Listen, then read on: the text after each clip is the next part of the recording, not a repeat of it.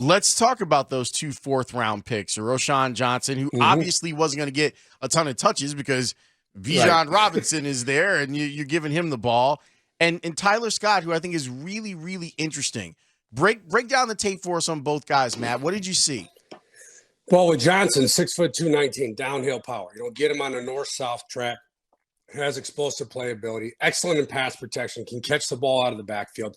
I think that's something that can push for playing time this year. Now, we understand that running back room is really crowded right now. But again, when you invest in an early day 3 pick in a prospect, you expect him to contribute early.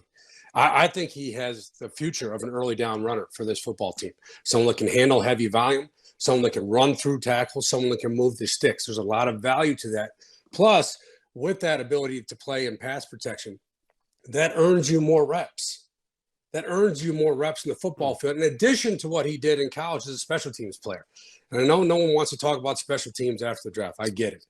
But I did that for 7 years. That's the only reason I stayed in the league. And I'm telling you right now, there is value to that, one, in the teaching tools in terms of the development you get from special teams, playing at top speed versus NFL competition, but it also earns you more reps. If you're making plays in the special teams, you have to find that player, a way for that player to get him reps. In terms of Tyler Scott, this guy can roll now. I mean, he can absolutely fly in terms of open field speed, underneath throws, the quick glance routes, the slant routes. He can go.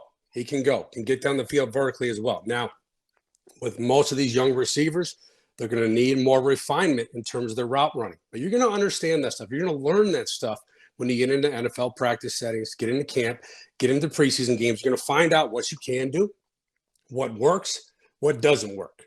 I've been through it. Every NFL player has been through it. But what you can't teach is that playmaking element he brings after the catch. And that's another offensive weapon for quarterback Justin Fields, where you can make high percentage throws and they turn into big plays. I liked the draft pick of Darnell Wright. I also remain a little bit concerned about what it says to their level of belief in Braxton Jones. Right. No, I get that. Dan. And it does say that because, Lawrence, you asked this question last week about Darnell Wright. Do they draft specifically for positional need?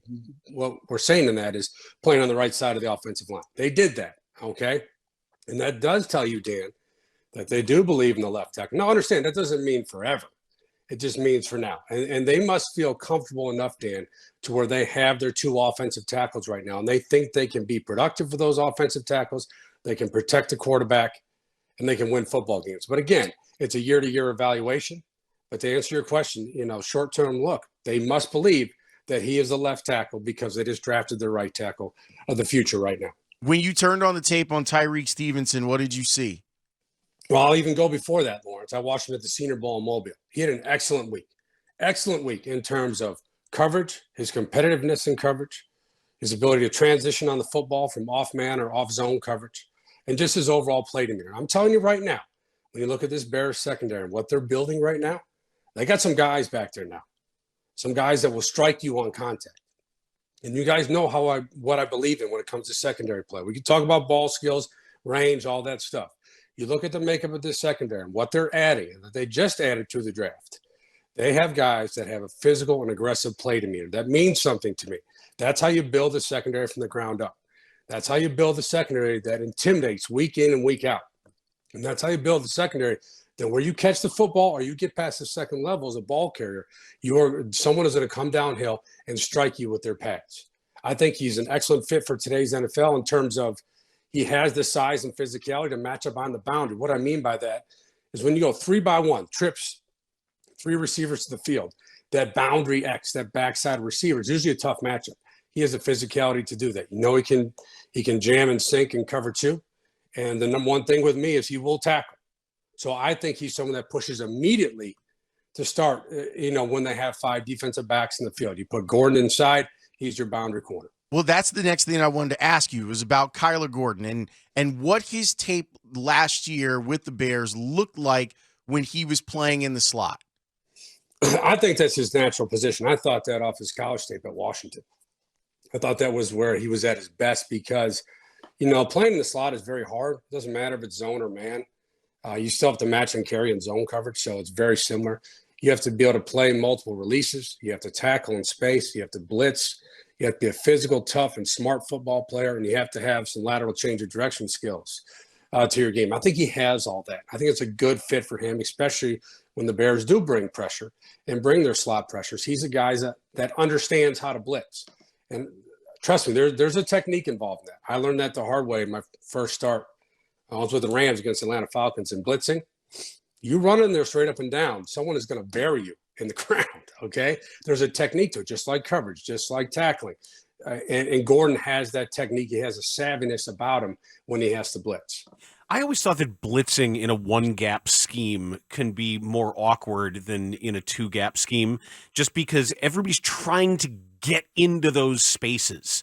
And that's why sometimes the timing of it is what matters. And like when you say some of their blitz schemes, when it really worked, it was from an open part of the formation and not necessarily what the old Bears used to do, where they would just kind of get into an A gap there. So when you've seen the Eberflus defense, and from what you understand about their blitz schemes, especially now that they're going to be rearranging some of those interior tackles and giving some of these young aggressive guys a chance, how do you think it works? What are you talking about? Their blitz schemes? Let's start with specifically what you were saying too, and the role of the secondary in a lot of their blitzes. Right. And look, you bring up a great point, Dan, because I go back to when I played with Greg Williams in Washington. We had a lot of interior blitzes, and we used to call it rush to daylight. Okay, so as a safety, if you're blitzing between the in the A or the B gaps, you find a gap that's open. That's what rush to daylight meant. It wasn't an exclusive gap for you because you had to see how the protection played out, how they slid the protection, and where daylight appeared. Where you get in trouble is last year. Remember last year when they were playing the Eagles and Jalen Hurts ran for the touchdown against the blitz? Oh, well, it was wide open. I mean, that was just literally nobody there. Right, and that's what you're talking about, Dan. When you have, chalkboard gaps you're supposed to be in, well, gaps move. Gaps move all the time. And what hurts you there when you do interior stunts from the secondary is you can leave gaps open. But when you're blitzing, like you said, outside the core of the formation, you're bringing a fire zone when you're rushing 5 and dropping 6. It's more open in terms of you have to beat one guy. You know where the protection is going to slide away from you, how you're disguising the blitz. And oftentimes you'll get a free run at the quarterback. I like those more. I think those are safer pressures from a defensive schematics perspective, especially from a secondary perspective, because it doesn't put you in a situation where you leave open space for a quarterback or a ball carrier to attack. I've been trying to figure out ways where the Bears could end up getting some help out on the defensive end and get some edge rushers out here. And there's still some in free agency. There is. What do you think of Chase Young and his career after his rookie year has not been great, and it's partially been because of injury? Is there still enough player there to be excited about? I think there is, because you have to go back to the traits and what he was coming out of Ohio State. I was doing the matchup show for ESPN. I did a breakdown piece on Chase Young. And when we do those shows, you have to find plays that work in the NFL, right? And sometimes it's hard with some prospects. Not with Chase Young. I mean, I had my pick of 25 pass rushers I could have used for that show, for that 1-minute breakdown, because he has high-level traits in terms of his first step quickness off the ball, his ability to bend, his ability to rush with speed to power. He has all the traits you want. That's why he's a top 5 pick. But injuries happen. And injuries, what they do in the NFL is they derail development because you're not playing. And I've always said, to get better, you have to play. Simple as that. To be better at free throws, Dan, what do? You shoot free throws, right? You shoot them when you're tired. Right, exactly. And the same thing with football. You have to play. You have to play in high-level situations where your heart rate starts to climb, and you have to manage that stress and still lean on your technique, still lean on your counters, still lean on your development. But without those reps, you don't have it. But in terms of what the prospect was, Lawrence, and what he is now, you still have the traits that you want to coach and put into a system. Did Darnell Wright have a great Senior Bowl week too? He did. Very good Senior Bowl week, and he was nasty down there. And that's one thing you look at with this entire draft class, when you include Pickens and Dexter too, is the play demeanor and the type of football profile they are targeting with this draft, and players that are physical, that are urgent, that are aggressive, durable, guys who don't miss a lot of games. It's very important, Dan. It's extremely important, because look, this is much different than talk about Philadelphia or Kansas City or Buffalo. When you look at the Chicago Bears and who they drafted, these young players have to be ready to go this year. They need the depth. They need the competition in camp. and they're going to have to play valuable roles throughout the season. Doesn't mean every one of them is going to start, but especially when you're talking about defensive line. How many times during the playoffs did we have discussions about the depth of the defensive line for the Philadelphia Eagles? I'm not saying the Bears are that, but that's why you draft multiple defensive linemen. That's why you add multiple defensive linemen like the Bears did throughout free agency.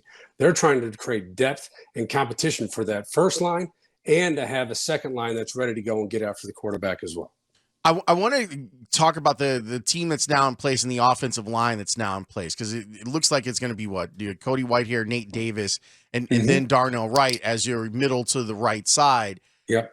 How much better are they at this moment than they were when we last saw them in January? A lot better. Nate Davis is a good football player. I had him in my top 50 for ESPN in terms of the top 50 free agents I wrote up. He's physical. He can anchor and pass protection. He's got the movement skills to climb to the second level. That's a veteran offensive guard. That's what you expect. That's a cover charge to get on the field, right? To be able to do those things, to have those traits, and to be a finisher like Nate Davis is. I think with Wright, what you saw on his college tape, what I watched in Mobile at the Senior Bowl, he fits exactly what you want at the right tackle position. Now, understand, he's a young player. He's going to have welcome to the NFL moments, a lot of them. Okay, that's part of developing and growing as a player. But in terms of what he can be in the upside based on the traits he has, this is a much improved offensive line. This is what upgrades look like. And this is what you're doing for your quarterback right now. You know, you are adding talent in front of him. You're adding talent at the skill players in terms of the receiving targets and in the offensive backfield. So you have given Justin Fields more tools to work with this year than he had back in December of last season. I was having a discussion with Kyle Long about this pick, and we were talking about, left tackle and right tackle and the value of those. Obviously, the left tackle is really important, but it was the most important thing because it was the blind side to a right-handed quarterback. I feel like the game has evolved, and when you have a mobile quarterback, that the right tackle position has become more important, not than the left tackle position, but what it was before, where sometimes you take a failed left tackle and put him at right tackle, where now you're looking for some specific traits with your right tackle, especially because you've got a quarterback that can move around in the pocket. How have you seen the changes happen with those two spots, and what becomes important for a right tackle in today's NFL? Well, Lawrence, I think you have to be a complete player. I think in the past, when you talk about right tackles, the first thing we used to say, well, they can come off the ball and they're excellent in the run game, right? That's what we used to say about the right tackles. They have a little bit more physical presence to them on down blocks and when they can climb to the second level in the run game. You can't just be that anymore. That's not good enough anymore. You have to be a complete player. You have to be able to get off the ball with speed and mirror pass rushers. You have to be able to anchor and pass pro to handle power. And look at how NFL defensive fronts. If you have a weakness at right tackle, I can just scheme my fronts. Look at what San Francisco does with their fronts. And I will get Nick Bosa on your right tackle all day long, one-on-one. I will. I can do it by scheme and force you to slide a protection opposite the right tackle. Then I get the one-on-one I want. I think you have to have pass protectors on both sides of the football that have all those traits, especially like you said, with a quarterback like Justin Fields, who is going to move in that pocket, who is going to drift to the edges of the pocket at times. So it's very important to have two offensive tackles that have the foot quickness and the athletic ability to play in space. Matt Bowen joining us on Sports Radio 670 The Score. There are all these, the novelty of some of these new names. And I don't know if you've looked over any undrafted free agents or what the plan should be, whether they do it positionally or whether they're doing favors to agents. There's all sorts of things that go in there. But what was your experience like in a rookie mini camp that the Bears are going to be having this week? I remember our rookie minicamp in St. Louis. And like you said, you're going to have a lot of undrafted players and also minicamp tryout players that aren't even signed yet. And it is fast. This is what they're going to try to do. And this is what I would try to do as a coach too. They're really going to increase the tempo. One, they're going to find out who's in football shape, who is in prime condition to be able to make it through a practice. They're going to throw a ton at you, a ton. They're going to give you 4 to 5 coverages to know on day one, as a defensive back, as a linebacker, and they want to see how much information you can retain. And they're going to teach. They're going to teach hard, and especially they're going to teach later in the practice, to your point, Dan, to see how much information you can retain when you're exhausted, right? And that's what rookie minicamp is. The draft picks are fine. The draft picks are not going to get cut after this week. There's no chance of that. Some guys might get an opportunity to come back for a veteran minicamp. But what it really is an interview. That's what it is. Every rep in that minicamp, if you're one of these players, you have to understand that every rep is an interview. And every step you take, you are autographing your resume. And that's how I look at it.